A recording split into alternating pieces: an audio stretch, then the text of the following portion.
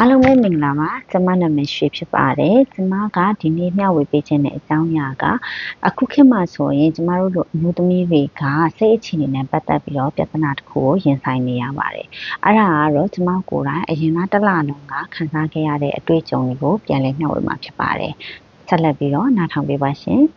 ပထမအဆုံးအနေနဲ့ကျမကဘယ်လိုစိတ်အခြေအနေတွေကိုရင်ဆိုင်ခဲ့ရတယ်လဲပြီးတော့အဲ့စိတ်အခြေအနေတွေနဲ့ပတ်သက်ပြီးတော့မှကျမဘယ်လိုဖြေရှင်းခဲ့သလဲဆိုတဲ့ဥစ္စာလေးကိုအပိုင်းနှစ်ပိုင်းကိုပြောပြပေးမှာဖြစ်ပါတယ်အဲ့တော့ပထမဆုံးအနေနဲ့ကျမကပုံမှန်ဆိုရင်အလုပ်တွေကိုတက်တက်ကြွကြွအလုပ်လုပ်တဲ့သူပြီးတော့ပေါင်းတင်နေနေဆိုရင်လည်းကောင်းကောင်းမွန်မွန်ဆက်ဆံရေးရှိတဲ့သူဖြစ်ပါတယ်ဒါပေမဲ့ကျမကတစ်ခါတလေမှဆိုရင်နည်းနည်းလေးစိတ်ပင်ပန်းသွားတဲ့အခါမှာတယောက်တည်းအေးစစ်စစ်နဲ့အခန်းထဲမှာအနိုင်တက်တဲ့သူမျိုးဖြစ်ပါတယ်။အဲ့လိုမျိုးအနိုင်တက်တဲ့သူကအခုဆိုရင်ကျမကအရင်လာတော့ဆိုရင်အဲ့လိုမျိုးအနိုင်တက်တဲ့သူတယောက်ကဘယ်လိုဖြစ်သွားလဲဆိုတော့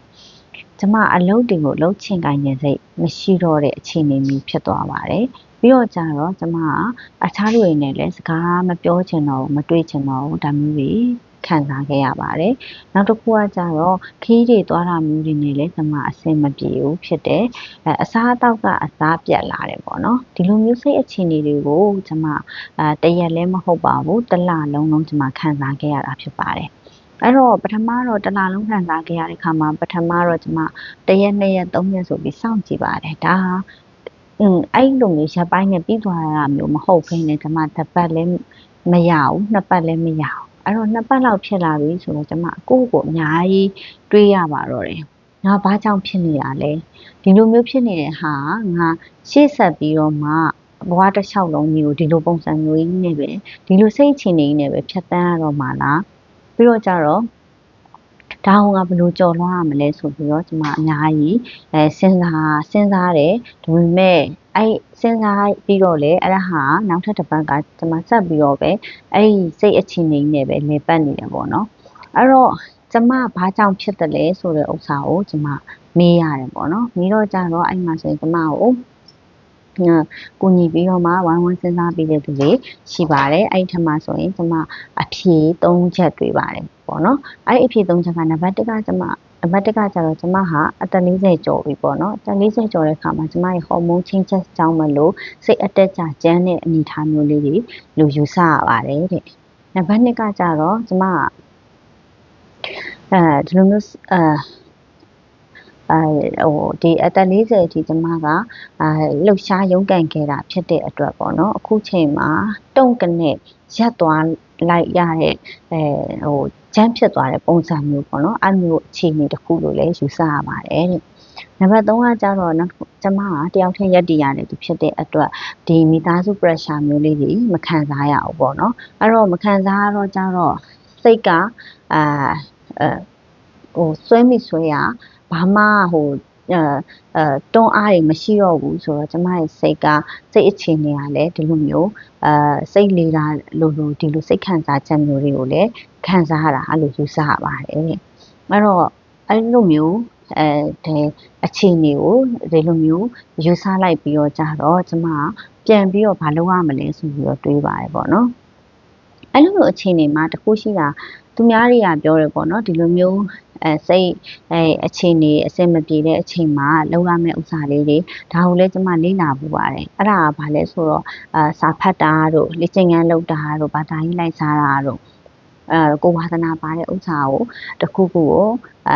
စမ်းသပ်ကြည့်ရတော့တိမ်ပါမျိုးလုံးဝမယ်လို့ကျမကိုယ်တိုင်လေ့လာပြီးတော့အဲ့ဟာကိုကျမစူးစမ်းပြီးတော့မှလုပ်ကြည့်ရယ်ဒါပေမဲ့ခဏပဲပြီးရင်မရဘူးပြန်ဖြစ်သွားတယ်ပေါ့နော်အဲ့တော့ဒီလိုမျိုးဖြစ်နေတော့ကြတော့ကျမကဘာဖြစ်တုံးဆိုတော့ကိုအားမရလည်းဖြစ်တယ်ပြီးတော့စူးစမ်းပြီးလုပ်ကြည့်လဲခဏပဲဖြစ်တယ်ပေါ့နော်အဲ့တော့ကျမဘာကိုလုပ်ရမလဲဆိုပြီးတော့မှစဉ်းစားလိုက်တဲ့အခါကျတော့ပထမဆုံးကျမဘာလုပ်ပြလိုက်လဲဆိုတော့ screen time ကိုလုံးဝရပ်ပလိုက်တယ်ဖုန်းသုံးတာကျမလုံးဝရပ်လိုက်တယ်ပေါ့နော်အဲ့မှာကျမအလုပ်ကိုလည်းအနားယူခဲ့ရတယ်ပြီးတော့ကြတော့ဒီ wifi တို့ internet သုံးတဲ့ဥစ္စာအကုန်လုံးရပ်ပစ်ခဲ့လိုက်တယ် ကျမအနေနဲ့တော့screen time ကို short ချလို့မရအောင်အဲ့ချိန်မှာကျမကိုယ့်ရဲ့စိတ်ကို control လုပ်လို့မရတော့ဘူးဖြစ်သွားတယ်အားကြောင့်မလို့ကျမဖုန်းသုံးတာကိုလုံးဝကိုရပ်ပလိုက်ရတယ်ပေါ့နော်နောက်တစ်ချက်ကကြတော့ကျမကဒီအခြေအနေဟာကျမစိတ်ရောကိုယ်ရောအနားယူဖို့လိုအပ်နေပြီအနားယူမှဖြစ်တော့မယ်ဆိုတာကိုကျမလက်ခံလိုက်တယ်ပေါ့နော်အားကြောင့်မလို့ကျမစိတ်ရောကိုယ်ရောအနားယူဖို့ပြည့်ပြည့်ဝဝအနားယူဖို့အတွက်အချိန်လုံလောက်စွာပေးလိုက်ပြီပေါ့နော်ပြီးတော့နံပါတ်3ကကြတော့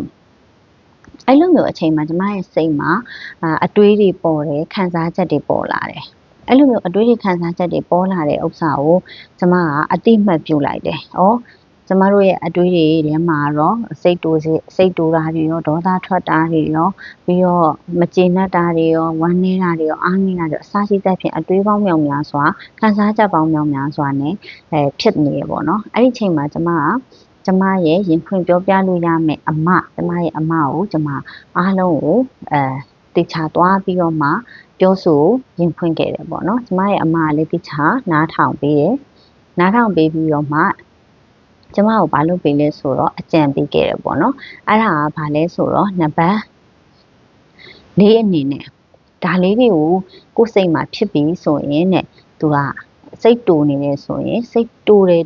လို့ပဲတိပေးလိုက်ပါအဲ့တိပေးလိုက်တဲ့ဟာကိုပဲရှေ့ဆက်ပြီးတော့မှမပွားရအောင်လို့အဲ့နေရာမှာပဲစိတ်တူတယ်ဆိုတဲ့ဥစ္စာလေးကိုပဲမှတ်ပေးပါတရားလေးနဲ့မှတ်ပေးဖို့ပြောပါတယ်ရှင်အဲ့တော့ကျမအဲ့လိုပုံစံလေးနဲ့လည်းမှတ်ခဲ့လိုက်တယ်ပေါ့နော်နံပါတ်5ချက်ကကြတော့ကျမတရားစခန်းမှာတင်ယူခဲ့တဲ့ဒီစိတ်ဓာတ်နုပဒနာကိုလည်းတရက်ကိုနိုင်ဝက်ကျမတရားထိုင်ပြီးတော့မှစိတ်ကိုတေချာလေးပြန်လည်ပြီးတော့မှတည်ငြိမ်လေးနဲ့ဖြစ်အောင်ဖြစ်ပေါ်လာတဲ့စိတ်အခြေအနေအကုန်လုံးကိုလည်းကျမဒီစိတ်ဓာတ်နုပဒနာနည်းနဲ့ကျင့်ကြံကြိုးစားပွားများအားထုတ်ခဲ့တယ်ပေါ့နော်အဲ့ဒီအချိန်တွေမှာဆိုရင်ကျမကအခုတစ်ပတ်ရှိပြီပေါ့နော်ပြန်ပြီးတော့မှကြည်ကြည်နေဖြစ်လာတယ်အေးချမ်းဖြစ်လာတယ်တည်ငြိမ်ဖြစ်လာပါတယ်ရှင်နောက်တစ်ခုကတော့ကျမအဲ့မှာဟော်မုန်းနဲ့ပတ်သက်ပြီးတော့ကျမWell Woman ဟော်မုန်းဆေးကိုတော့တရက်တစ်လုံးပုံမှန်တောက်ပေးပါတယ်အခုကျမကြုံတွေ့ခဲ့ရတဲ့ဒီစိတ်အခြေအနေလေးရယ်ပြီးတော့ကျမဘလို့ဖြတ်တန်းခဲ့ရတယ်ဆိုတော့အကြောင်းအရာလေးတွေရယ်နောက်တစ်ခုကကြတော့ဘာကြောင့်ဖြစ်နိုင်တယ်လဲဆိုတော့အကြောင်းအရာလေးတွေရယ်ပေါ့နော်ပြီးတော့ကိုဘလို့ကြော်ဖြတ်ခဲ့ရတယ်လဲဆိုတဲ့အချက်လေးတွေရယ်ကိုပြန်လည်မျှဝေပေးတာဖြစ်ပါတယ်ကျမတို့လိုမျိုးဒီလိုအသက်40ကျော်အမျိုးသမီးတယောက်အနေနဲ့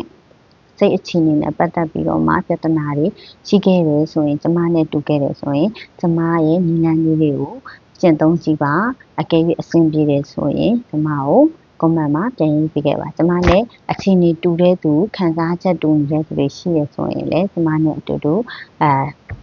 ကြော်ဖြတ်ကြမယ်ဆိုပြီးတော့မှအားပေးရင်းနဲ့နှုတ်ခွန်းဆက်ပါတယ်ကျေးဇူးတင်ပါတယ်ရှင်ကျမရွှေဖြစ်ပါတယ်